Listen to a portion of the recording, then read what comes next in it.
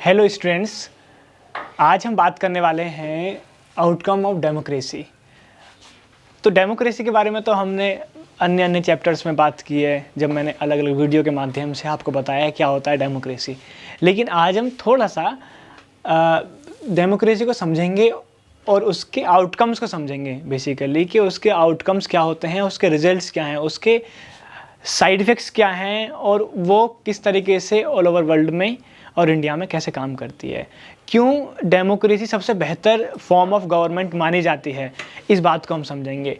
अच्छा, ये भी इसके साथ साथ हम ये भी समझेंगे, ये भी समझने की कोशिश करेंगे कि क्या डेमोक्रेसी के अलावा और कौन सी बेहतर सिस्टम हो सकता है गवर्नमेंट का जो प्रिवेल करता है सोसाइटी में, या फिर नहीं करता है, या सबसे एब्सोल्यूट या सबसे यह कहीं परफेक्ट सिस्टम ऑफ गवर्नमेंट है वो डेमोक्रेसी ही है, या डेमोक्रेसी के अलावा और कोई सिस्टम नहीं है ऐसा जहां पर लोग हैप्पीली अपनी लाइफ जी सकें या फिर व्यतीत करते हों। इन सब चीज़ों को ध्यान में रखते हुए हम ये समझेंगे कि आज के इस चैप्टर में कि आउटकम ऑफ डेमोक्रेसी क्या है, क्यों डेमोक्रेसी इतनी फेमस और इतने वर्ल्ड के लगभग सब कंट्रियां, लगभग बहुत बड़ी आबादी डेमोक्रेसी के समर्थन में है। ऐसा क्या कारण है डेमोक्रेसी में, ऐसा डेमोक्रेसी में क्या है, वो क्या प्रोवाइड करती है लोगों को, उसके अंदर क्या वैल्यूज़ हैं, इन सब क्वेश्चंस में हम डिस्कस करेंगे। चलिए शुरू करते हैं। सबसे पहले तो ये समझते हैं कि जब डेमोक्रेसी की हम बात करते हैं तो उसके कुछ हम लोग सेटअप कर लेते हैं, कुछ डायमेंशन जिनके थ्रू हम समझते हैं कि डेमोक्रेसी को इस स्फीयर में देख लेते हैं, फिर इसमें, फिर अन्य स्फीयर में जाकर देखेंगे। तो सबसे पहला है पॉलिटिकल स्फीयर, हम देखेंगे पॉलिटिकल आउटकम्स क्या हैं डेमोक्रेसी के, इस पर चर्चा करेंगे। दूसरा हम देखेंगे इकोनॉमिक आउटकम्स पर चर्चा करेंगे। फिर हम करेंगे सोशल आउटकम्स पर चर्चा करेंगे कि सोशल आउटकम्स क्या हैं। मैं इन नाम्स को ज़्यादा इलेबोरेट नहीं कर रहा हूँ, मुझे ऐसा लगता है कि आपको इन डायमेंशन के बारे में पहली बात ही आप इनसे परिचित होंगे, जानते होंगे। अब इकोनॉमिक आउटकम्स में जब मैं बोल रहा हूँ तो इकोनॉमिक स्फीयर, स्फीयर जो economy, growth, development, tax system और एक कंट्री में जो एक सिस्टम होता है जिसमें इकोनॉमी से जुड़े हुए सारी गतिविधियाँ होती हैं, उनसे जुड़ा हुआ सिस्टम इकोनॉमिक आउटकम्स में आएगा। अब ये क्यों दिया हुआ है, डेमोक्रेसी का इकोनॉमी में क्या इफेक्ट है, क्या उसका हमें इम्प्लीमेंटेशन दिखता है, क्या उसके आउटकम्स दिखते हैं, हम इनको पढ़ेंगे। सोशल आउटकम्स क्या, सोसाइटी में जो सोशल स्फीयर है, सोसाइटी का एक आयाम है, एक दृष्टिकोण है, एक डायमेंशन है, जिसमें हम जाकर देखेंगे सोसाइटी में किस तरीके से डेमोक्रेसी स्टैब्लिश होती है, किस तरीके से वो काम करती है। फिर हम ये समझेंगे कि व्यक्ति है, व्यक्ति का अपना एक पर्सनल स्पेस है और आपका भी एक पर्सनल स्पेस है। उस पर्सनल स्पेस में व्यक्ति की अपनी डिग्निटी होती है, उसका अपने एक आत्मसम्मान होता है, उसकी अपनी एक रिस्पेक्ट होती है। तो उसमें व्यक्ति के लिए डेमोक्रेसी कैसे इफेक्ट करती है उसको, उस पर्सनल स्पेस में और पब्लिक स्पेस में कैसे वो इफेक्ट करती है, इन सब पॉइंट्स को हम लोग आज कवर करने वाले हैं। तो पहला पॉइंट्स क्या था, पॉलिटिकली आउटकम्स क्या हैं। इसमें दो तीन बातें बेसिकली हमें ध्यान रखनी है। पहला कि जब हम पॉलिटिकली स्फीयर को हम देख रहे हैं तो जहां भी democratic form of government establish होगा किसी भी कंट्री में, किसी भी स्टेट में, तो वहां पर जो वो गवर्नमेंट होगी वो लोगों के प्रति अकाउंटेबल होगी। जब, क्योंकि डेमोक्रेसी क्या है, इससे साथ साथ में ये भी समझ लेते हैं इससे बेस्ट तरीका क्या होगा समझने का।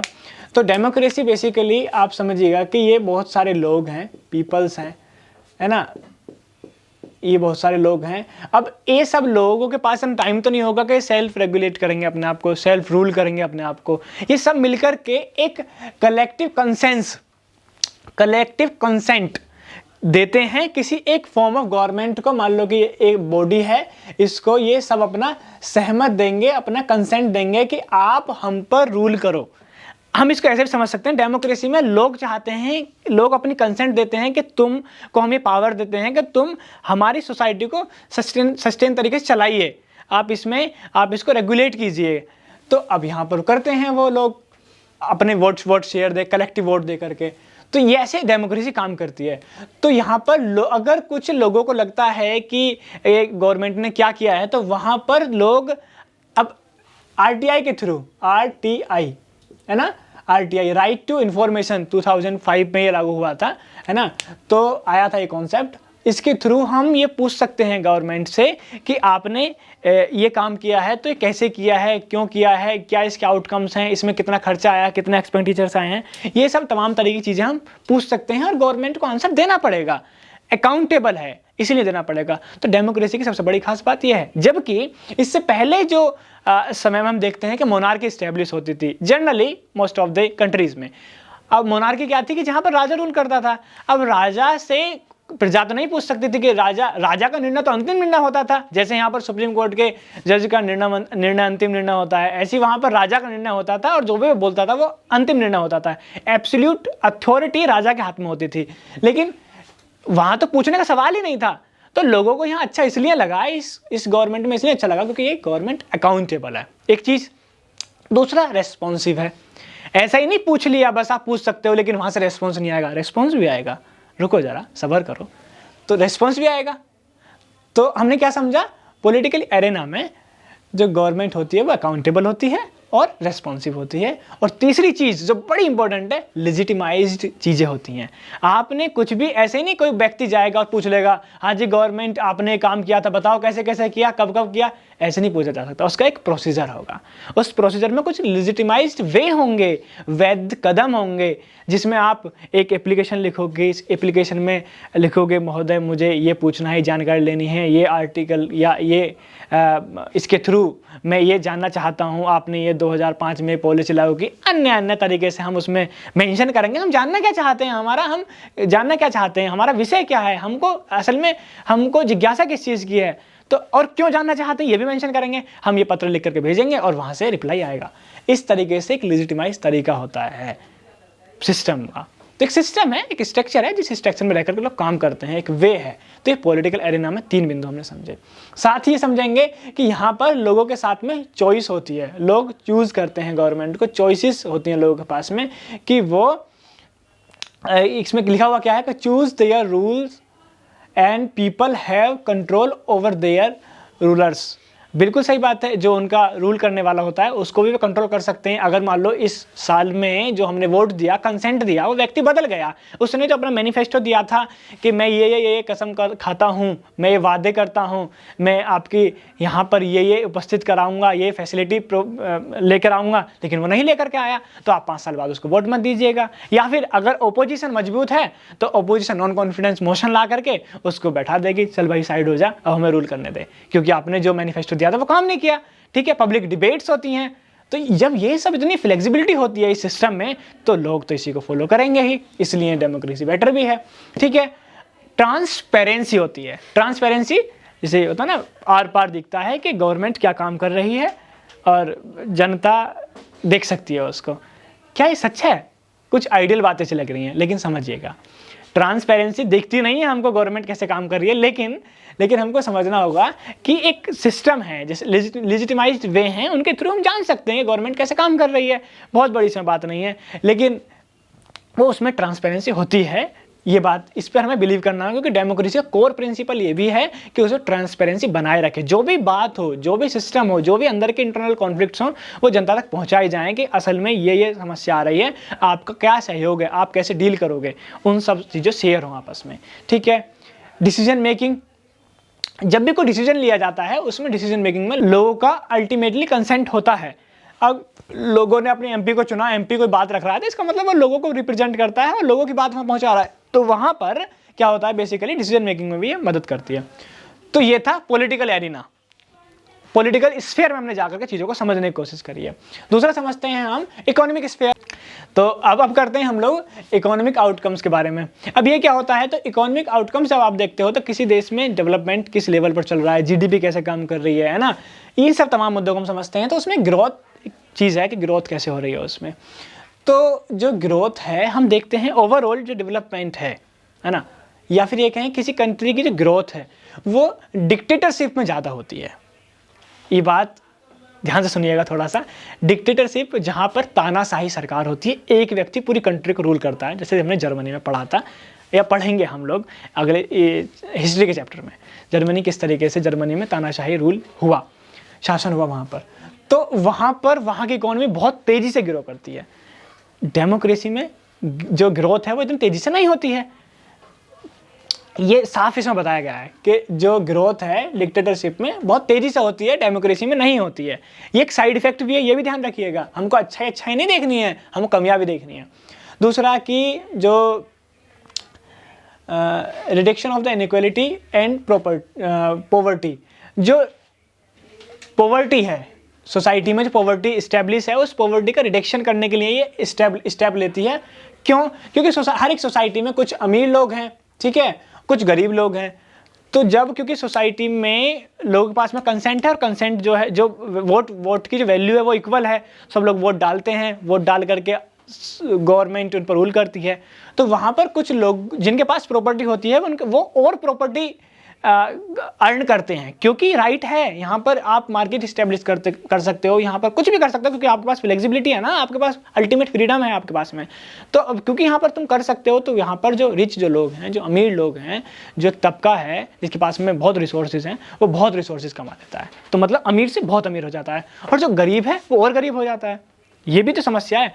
तो एक गरीब आदमी की लड़ाई केवल रोटी तक सीमित रहती है, वहाँ पर अमीर आदमी बहुत ऊपर पहुँच जाता है, टॉप मोस्ट पहुंच जाता है। तो अब ऐसे में क्या होता है, यहाँ पर कोशिश की जाती है कि ये इनइक्वालिटीज ना हो सोसाइटी में, वो अमीर तबका बहुत ऊपर ना पहुंच जाए, गरीब तबके को अलग अलग तरह के रिजर्वेशन, अफर्मेटिव एक्शन और उसको कुछ सपोर्ट दे करके, टेम्परेरी बेसिस पर सपोर्ट दे करके उसको ये कोशिश की जाती है कि वो ऊपर उसका अपलिफ्टमेंट हो। ये डेमोक्रेसी का एक कहीं ना कहीं ऐसा मानिए कि उसकी भावना है, उसका एक वैल्यू है। जब डेमोक्रेसी डेफिनेशन देखते हैं तो उसमें निहित है, उसमें निहित है, ठीक है। इतना समझ में आया। फिर हम देखते हैं कि democracy is preferred as other many positive. हाँ, तो डेमोक्रेसी जो है एक लोगों को पसंद है, लोग इसको पसंद करते हैं, लोग इसे प्रीफर करते हैं। डेमोक्रेसी इज प्रीफर गवर्नमेंट, इसे प्रीफर करते हैं। ये प्रीफरेंस में पहले नंबर पर आती है। क्यों आती है प्रीफरेंस में पहले नंबर पर, इस पर हम आगे बात करेंगे। अब देख लेते हैं हम सोशल आउटकम्स क्या होते हैं। सोशल आउटकम्स क्या होते हैं कि यहाँ पर जो एकोमोडेशन ऑफ सोशल डाइवर्सिटी, हर एक कंट्री में सोशल डाइवर्सिटी है, अलग अलग समुदाय के लोग रहते हैं, अलग अलग कम्युनिटीज़ के लोग रहते हैं। तो वहाँ पर अकोमोडेशन बनाने का काम करती है, वहाँ पर जो डाइवर्सिटी है उसको मेंटेन करने का काम करती है डेमोक्रेसी।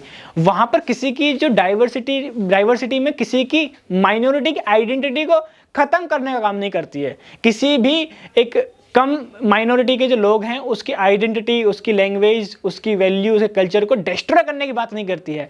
क्या करती है? उसको प्रमोट करने की बात करती है कि भाई तुम सब लोग हो, because you are a human being, तो तुम सब खुश रहो, सब हैप्पी रहो, अपने अपने जीवन में, अपनी अपनी कम्युनिटीज में अच्छे से रहिएगा। तो वहाँ पर ये सोशल वेलफेयर का काम करती है, या सबको एक्सेप्ट करने की कैपेसिटी, टॉलरेंस की कैपेसिटी इस डेमोक्रेसी में है। जो डेमोक्रेटिक व्यक्ति होगा ना, मैं तुमको एक बात बता दूं, जो डेमोक्रेटिक पर्सन होगा उसके अंदर एक्सेप्टेंस होगी, वो दूसरे की बात को सुनेगा, चाहे वो किसी भी रिलीजन से, किसी भी लैंग्वेज से, किसी भी लिंग से, किसी भी समुदाय से बिलोंग करता हो, लेकिन वो उसकी बात को सुनेगा, उसके अंदर टॉलरेंस होगा, उसके अंदर सहन शक्ति होगी, वो सुनेगा उसकी बात, क्योंकि वो डेमोक्रेटिक व्यक्ति है। ऐसे ही क्योंकि वो उसके ऊपर अपनी जो थोपी गई उसका कल्चर है ना, अपनी समाज सोसाइटी का जो उसका कल्चर है वो इतना हावी नहीं है कि वो दूसरे की बात को सुन भी ना सके, बिकॉज ही और she is a democratic person, that's why he has a capacity to listen something, वो सुनेगा एटलीस्ट वो तुम्हारी बातों को। तो ये होता है डेमोक्रेसी का एक अच्छा, एक और उसकी कैरेक्टरिस्टिक्स। ठीक है, ये समझ में आया आपको? ये मैंने आपको बता दिया।